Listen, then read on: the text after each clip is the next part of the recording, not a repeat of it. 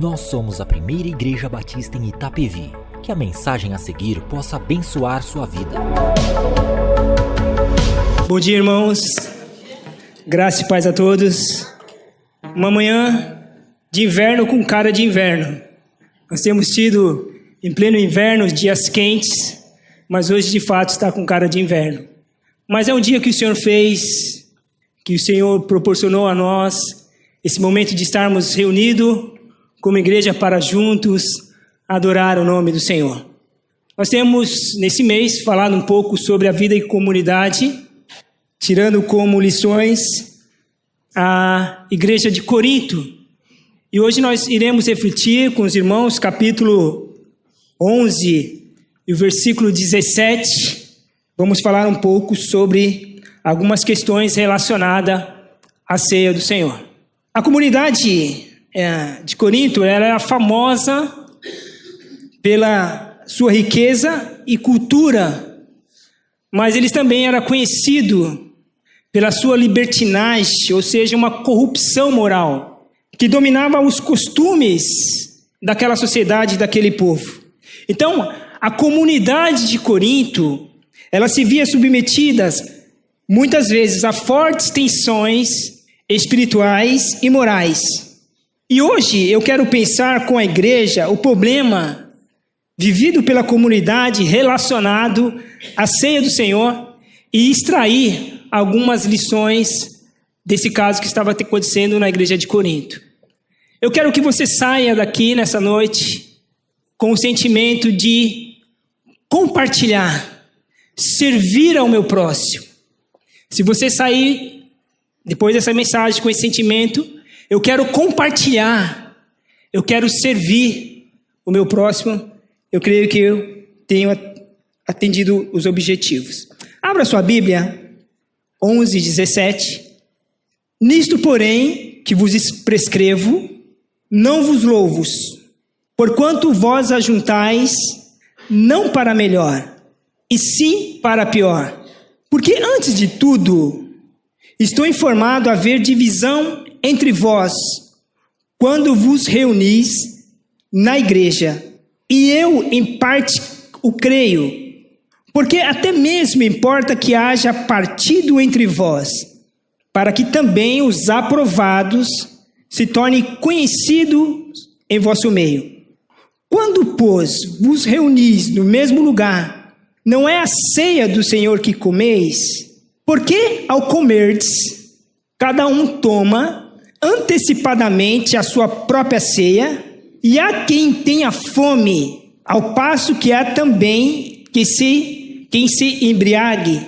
Não tendes, porventura, casas onde comer e beber? Ou menosprezais a igreja de Deus e envergonhais os que nada têm? Que vos direi? Louvar-vos-ei? Nisto certamente não vos louvo, porque eu recebi do Senhor o que também vos entreguei, que o Senhor Jesus, na noite que foi traído, tomou o pão, e tendo dado graça, o partiu e disse: isto é o meu corpo, que é dado por vós, fazei isto em memória de mim. Por semelhante modo, depois de haver ceado, tomou o cálice, dizendo: esse cálice é a nova aliança, no meu sangue. Fazei isso todas as vezes que o beberdes, em memória de mim. Porque toda vez que comerdes esse pão e beberdes o cálice, anunciai a morte do Senhor, até que ele venha. Por isso, aquele que come o pão ou beber o cálice do Senhor, indignamente será réu do corpo e do sangue do Senhor. Examine, pois, o homem a si mesmo, e assim coma o pão e beba o cálice. Amém? Ao analisar alguns comentários sobre esse trecho, especificamente nessa leitura que acabei de mencionar com os irmãos, o pano de fundo para nós entendermos o que estava acontecendo aqui é que tudo indica que os cristãos, no período apostólico, aqueles que participavam de uma mesma igreja local, eles tinham o costume de se reunir pelo menos uma vez por semana para comerem juntos e durante a refeição celebrarem a ceia do Senhor. Então os cristãos, eles se reuniam em um ágape, ou seja, a festa do amor, e todos participavam. Essa festa do ágape era uma ceia comum, tá? Que eles dividiam entre si, e como parte dessa ceia comum, eles celebravam a ceia do Senhor. No versículo 22, a norma era que cada um levasse alguma comida para que em seguida compartilhara. Mas em Corinto havia aqueles que levavam todo um banquete para si mesmo e não compartilhava com os pobres, que sem dúvida, nesse de levar esses alimentos, ele levava muito pouco. Então, o alvo dos ágapes era o quê? A comunhão, compartilhar de alimento entre os mais pobres, e especialmente lembrar-se do Senhor Jesus e participar espiritualmente da sua morte e ressurreição pelo pão e pelo vinho. Quando eles se reuniam para essa refeição, para o ágape, havia uma divisão. Mas essa divisão que Paulo fala aqui nesse versículo, não é aquela divisão que é nos primeiros capítulos, eu sou de Paulo, eu sou de Cefas, eu sou de Pedro. Não é essa divisão. Se tratava, nesse caso aqui, de um espírito faccioso, mútuo, que se manifestava por ocasião do ágape. Essa divisão, ela se tornava muito nítida nessa ocasião entre ricos e pobres. Então, acentuava nessa refeição, nesse encontro do ágape, esta diferença. Os ricos se empaturravam gulosamente na abundância do que havia trazido e não compartilhava os alimentos com pobres. E os pobres, nessa ocasião, passavam fome. O resultado de tudo isso era um ambiente mesclado de um espírito faccioso, embriaguez, glutonaria e egoísmo. A ceia do Senhor, ela ficava para segundo plano nessas reuniões. A ceia do Senhor, ela representa, como nós sabemos, entre outras concepções, a comunhão da igreja de Cristo. Mas o comportamento partidário e egoísta contradizia abertamente o sentido daquela reunião, daquele encontro, naquela celebração. E aqui nós temos uma lição importante para nós, como povo de Deus. Enfatizar divisões sociais entre eles, o que estava acontecendo, era uma ofensa ao corpo de Cristo. Por isso, contradizia tanto o propósito do alto sacrifício de Cristo, tanto no Espírito, naquilo que ele fez pela igreja. Aquela reunião, que era para a comunhão da igreja, havia uma divisão, e isso contradizia tudo aquilo que Cristo havia feito pela igreja. Por isso que quando Paulo, ele começa no versículo 17, ele deixa bem claro, ele não concordava com isso. Ele disse: nisto, porém, que vos prescrevo, não vos louvo, porque vós ajuntais não para melhor, e sim para pior.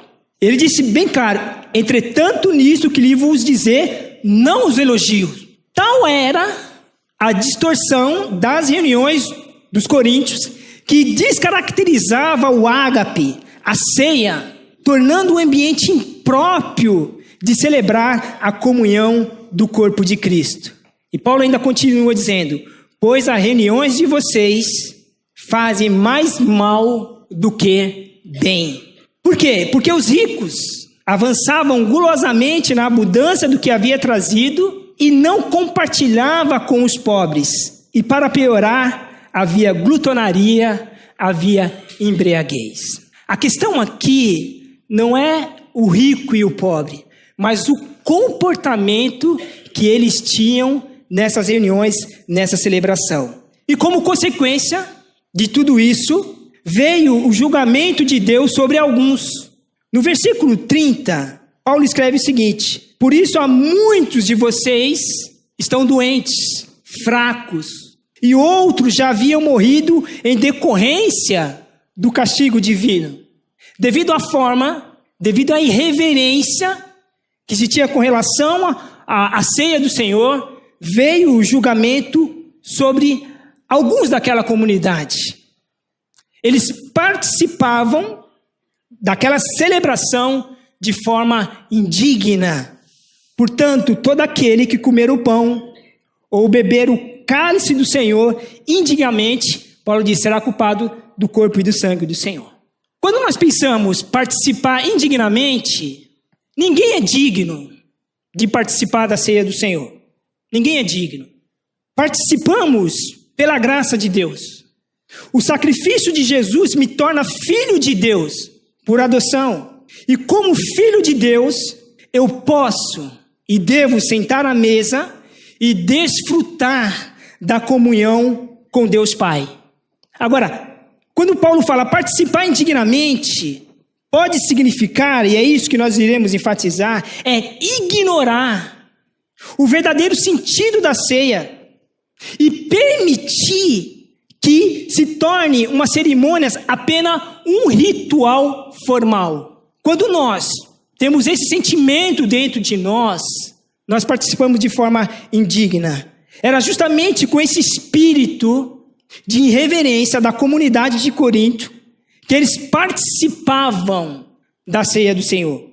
E como consequência dessa irreverência, a falta de dignidade, a falta de discernimento espiritual havia trazido sobre alguns da congregação o castigo de Deus. A igreja, alguns irmãos da igreja estavam debaixo do julgamento de Deus. Então, quando é que participamos de forma indigna? Quando há irreverência, quando há descaso, quando não há compreensão dessa tão nobre celebração no meio do povo de Deus. A instituição da ceia do Senhor, qual é o propósito da ceia? Quando Jesus instituiu a ceia, Paulo não estava presente, mas após a sua conversão, Jesus ressurreto, ele revelou a Paulo. Paulo ele escreve no versículo 23, porque recebi do Senhor o que também lhes entreguei. Então, a ceia do Senhor é coisa séria, porque se não fosse sério, não havia necessidade de Jesus trazer a Paulo esta revelação. Por isso que ela não deve ser tratada com irreverência, descaso ou negligência. A ceia do Senhor, ela é um memorial. Da mesma forma, Paulo escrevendo no versículo 25, que lemos, depois de cear, ele tomou o cálice e disse, esse cálice é a nova aliança do meu sangue. Façam isto sempre que o beberem em memória de mim.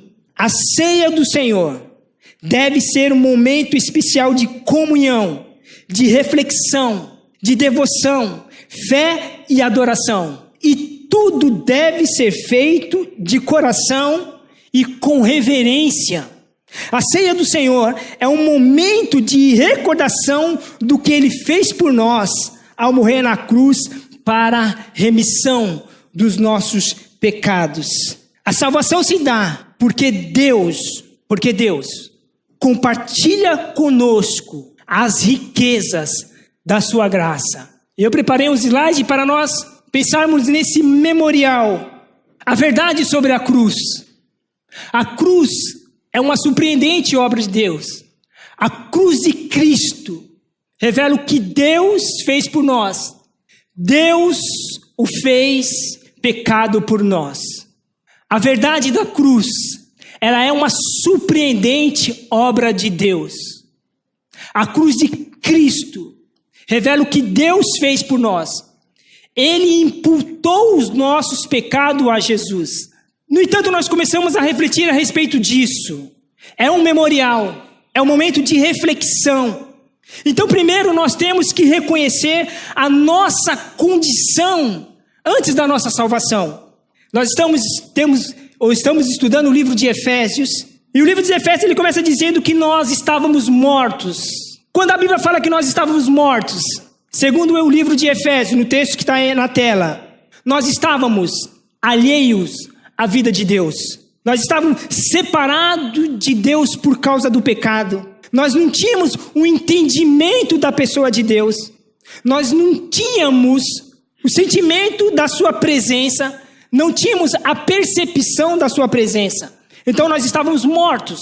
Segundo, nós estávamos escravizados. O homem sem Cristo não tem vida para com Deus, mas tem vida para seguir o príncipe da potestade de ar. O homem sem Deus, e que era o nosso caso, antes da conversão, nós seguíamos o curso desse mundo.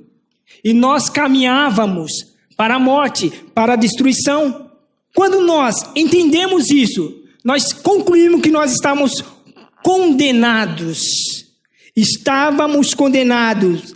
Éramos por natureza filhos da ira. Estava sobre nós a escravidão. Éramos escravos do pecado. Estava sobre nós a condenação. Estávamos condenados. Essa era a nossa condição antes da nossa conversão. O que Deus fez? Segundo Efésios, Deus nos deu vida juntamente com Cristo. Deus nos ressuscitou juntamente com Cristo. Deus nos fez assentar nos lugares celestiais em Cristo Jesus. Por que Deus fez isso? Porque Deus é rico em misericórdia. Por causa da sua grandeza ou do seu grande amor por nós. Por que Deus fez isso? Por causa da sua suprema riqueza, graça de Deus. Não somos salvos pelas nossas boas obras, mas pela graça de Jesus. Jesus deu a sua vida. Ele compartilhou a sua vida para nos salvar. Quando pensamos nisso, quando nós temos essa reflexão, esse entendimento, que esse memorial me faz recordar, eu participo da ceia de forma digna. Eu estou compreendendo todo o contexto, toda a dimensão da ceia em si. Mas primeiro nós temos que reconhecer, nesse momento da celebração, que nós não éramos dignos. Mas Deus, por meio de Cristo Jesus, nos torna dignos e nos faz assentar na sua mesa, compartilha conosco as riquezas da sua graça. Quando é que eu participo dignamente? Quando eu compreendo o sacrifício de Cristo. Quando eu tenho plena consciência do que Deus fez por mim. Eu tenho consciência de que eu estava condenado, mas pela cruz de Cristo eu fui reconciliado. Quando nós trazemos isso em memória, fazendo uma reflexão sobre os atos de Deus e o sacrifício de Jesus, nosso coração nesse momento dessa celebração é um coração aberto, amoroso. Nós compreendemos um coração totalmente grato por aquilo que Deus fez. E fica nítido, claro para nós, que a salvação se dá, ela acontece porque Deus compartilha conosco a riqueza da sua graça, que Jesus compartilha conosco nada mais, nada menos do que a sua vida. Ele deu a sua vida em resgate de mundo. Então nós compreendemos que servir, que compartilhar é a essência do Evangelho de Jesus. Servir, compartilhar é a essência do Evangelho de Jesus. Alguns irmãos daquela comunidade faltava esse discernimento, essa percepção espiritual daquele encontro, daquela reunião, da celebração da ceia do Senhor. Eles perderam ou nunca tiveram esse discernimento espiritual, essa percepção espiritual daquele encontro, daquela reunião, daquela celebração. Como não tinham conhecimento, eles participavam de uma forma totalmente irreverente e veio consequências sobre a sua vida. Mas eu quero deixar para os irmãos que nós compreendamos que servir, compartilhar é a essência do Evangelho de Jesus. Então, a ceia nos leva à adoração quando compreendemos isso. o nosso coração ficar grato por tudo aquilo que Deus fez por nós. A ceia do Senhor, ela deve ser um momento especial de comunhão. A ceia do Senhor deve ser um momento especial de comunhão. A figura do corpo, que o pastor falou domingo à noite, é muito útil para descrever a unidade na diversidade. Olha que bênção, né? Que existe no corpo de Cristo.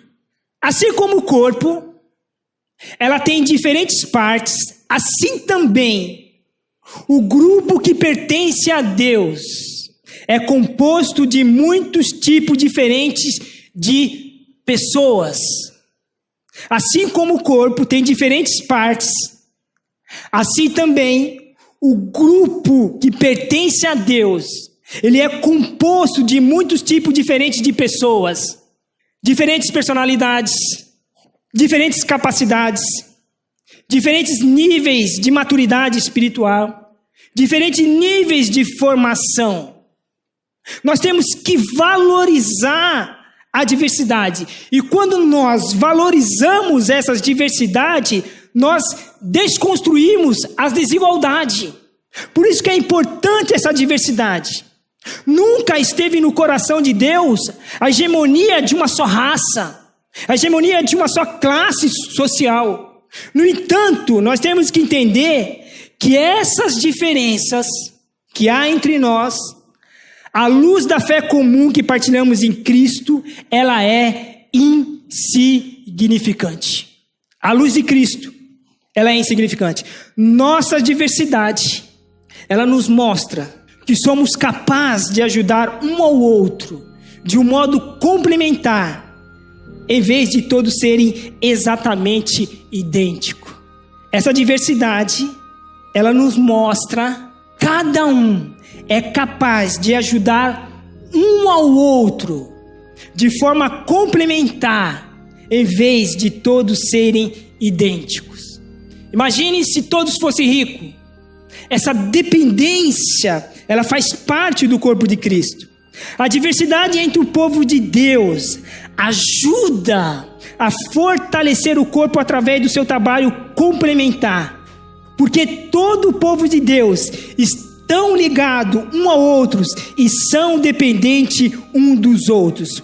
Como membros de um corpo, estão entrelaçados entre si, entre tecidos, e junto um todo unificado. Assim também o povo de Deus, ele é interligado. E para o funcionamento adequado do corpo, saudável, de cada parte, é essencial que cada parte desse corpo participa para uma saúde geral do corpo. Nenhuma parte é insignificante, irrelevante e indispensável. Os coríntios não entenderam isso. Os coríntios, juntamente, no encontro que tinha por objetivo a celebração da comunhão, eles realçavam as diferenças no espírito faccioso. Todos os cristãos, independente de raça, de nível social, são batizados no corpo de Cristo e recebem o Espírito de Cristo. Essas diferenças, como eu disse acima, são insignificantes à luz da fé que partilhamos em Cristo Jesus. Elas são importantes para o bom funcionamento saudável do corpo. E ela nos leva e encoraja a nós a compartilharmos aquilo que temos. E eu quero concluir dizendo o seguinte, que temos que ter em mente que todos nós formamos o corpo de Cristo. E nesse corpo há comunhão. Que as nossas diferenças são insignificantes à luz da fé comum que partilhamos com Cristo ou em Cristo. Temos que valorizar as nossas diferenças. As diferenças desconstrói as desigualdades, mas não podemos exaltá-las, porque elas são importantes para um funcionamento adequado, saudável do corpo de Cristo. E que cada parte desse corpo é essencial à saúde geral do corpo de Cristo. No versículo 21, Paulo mencionou que enquanto alguns se esbanjavam, outros passavam fome. Acima de tudo, devemos servir ao nosso próximo. Devemos compartilhar com o próximo e principalmente com os da família da fé. Ou seja, meu irmão, eu tenho que compartilhar com o meu irmão todos os recursos que Deus me deu. Porque temos que ter isso em mente. O que temos é o Senhor que nos deu. Jó tinha plena consciência disso, de que tudo que ele tinha era o Senhor que tinha dado a ele. Porque quando Deus tirou, ele continuou louvando o nome do Senhor. O Senhor deu, o Senhor tirou, louvado seja o nome do Senhor. Tudo o que temos, tudo o que somos, aonde estamos, a formação que temos, é o Senhor que nos deu. Dons, talentos, temos que compartilhar. Algumas pessoas Deus abençoa financeiramente, talvez para compartilhar com alguns irmãos que nesse momento passam por alguma dificuldade financeira, quer por causa do desemprego, quer por causa da doença. E Deus, Ele conhece o coração, e Deus, Ele abençoa alguns financeiramente, para abençoar essas pessoas, principalmente os da família da fé. Que os nossos cultos, que os nossos encontros, que a celebração do Senhor, ou qualquer participação de atividades da igreja, ou da escola batista, tudo que nós fizermos, seja para edificação. Aquele encontro não era para edificação, mas tudo que nós fizermos, que os nossos encontros, que os nossos cultos, a celebração da ceia do Senhor, ou qualquer participação nas atividades da igreja ou da escola batista, não é para realçar as diferenças, mas que tudo seja feito para edificação, que tudo seja feito para a glória de Deus. Paulo escreve: assim quer comais, quer bebais, ou faça qualquer outra coisa, façam tudo para a glória de Deus. Que o Senhor cresça, Ele é exaltado, e que eu diminua. Que Ele cresça, que Ele apareça. Ele é o cabeça da igreja.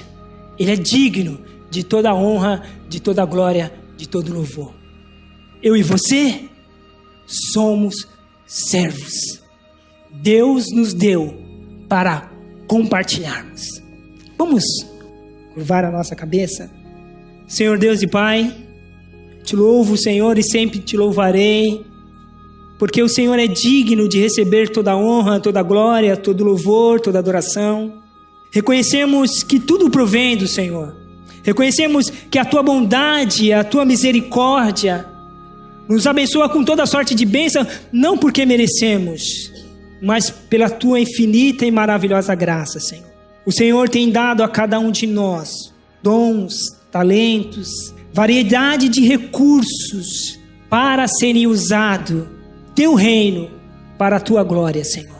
Ajuda-nos que essa comunidade, que esta igreja entenda, Senhor, que Tu és Senhor das nossas vidas e tudo que temos é o Senhor que nos deu. E que venhamos diante dessa compreensão, Senhor, compartilhar, servir ao próximo, mas principalmente os da família da fé, Senhor. Eu quero agradecer o Senhor, ó Deus, porque o Senhor tem me abençoado com toda sorte de bênçãos, e eu sou grato a Ti. E eu sei que isso não é exclusivamente meu, para mim, mas é para o corpo de Cristo. Dai-nos, Senhor, meu Deus, ó Pai, uma excelente escola bíblica dominical e um culto maravilhoso à noite, para a honra e a glória do... Amém. Esta foi mais uma mensagem especial da Primeira Igreja Batista em Itapevi. Que Deus te abençoe.